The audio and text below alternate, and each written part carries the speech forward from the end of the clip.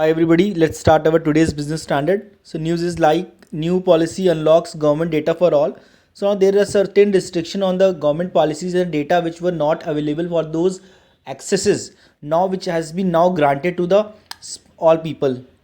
Restriction is only there on for very crucial data. LIC is saying that they don't want to sell the entire stake in IDBI Bank and investor need not to worry about the upcoming IPO of LIC. Now, Panacea Biotech, along with the public sector institution Translational Health Science and Technology Institute (THSTI), has begun work on developing coronavirus vaccine that would offer broad protection against not only for SARS-CoV virus 2 but also its cousins.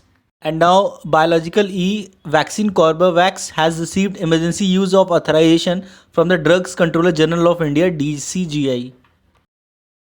CBI has questioned former group operating officer of NSC, Anant Subramaniam, over the past 3 days, and they have also collected relevant documents for from the Security and Exchange Board of India. They have also found some irregularities at NSCs. So, electronic import from the Asian countries dip after government tightens the rules, and it's good for those who are manufacturing in India. So news is from the TCS. Analysts are saying that next 5 years will be define his legacy at TCS. We have seen that Rajesh Gopinathan, Chief Executive Officer and Managing Director, Tata Consultancy Services, took over the reign of the information technology, and we have seen a huge expansion since his joining. After the proceedings, DMRC assured the Delhi High Court that it will deposit 600 crore within 2 days in an escrow account for Delhi Airport Metro Express Private Limited. So there is a news about the reversal of fortunes for the TMO, that is Tata Motor domestic business. You can have it, this news. So SkyMet is predicting that this monsoon will be the normal one, and need to separate individual from institution as per this report by Finance Ministry Sitaraman. She is saying that Finance Ministry has to support the individual and the institutions who are running their business in India. India and France finalized roadmap to boost exchange on blue economy.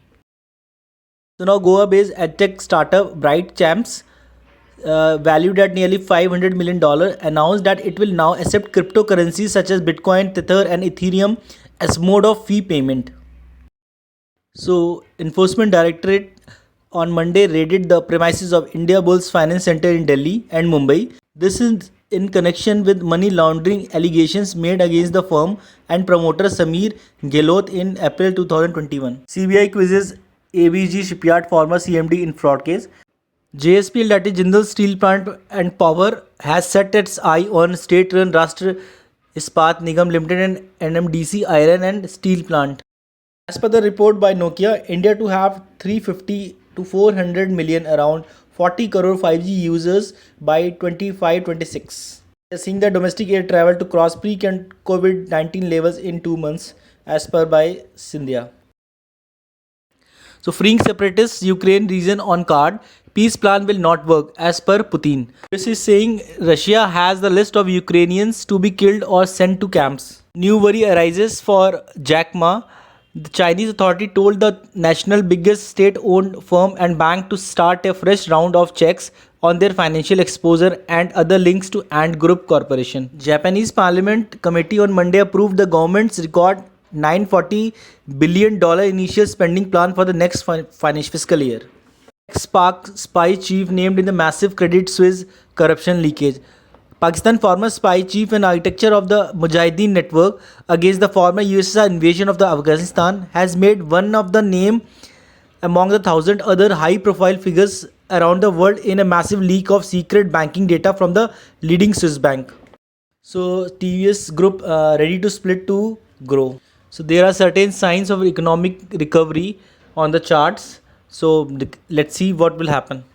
India on course to achieve a minimum 10% of the average ethanol blending across the country in current supply 21-22.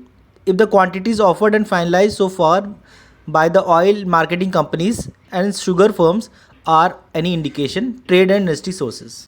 Bumpy ride ahead in financial year 23 for road construction companies.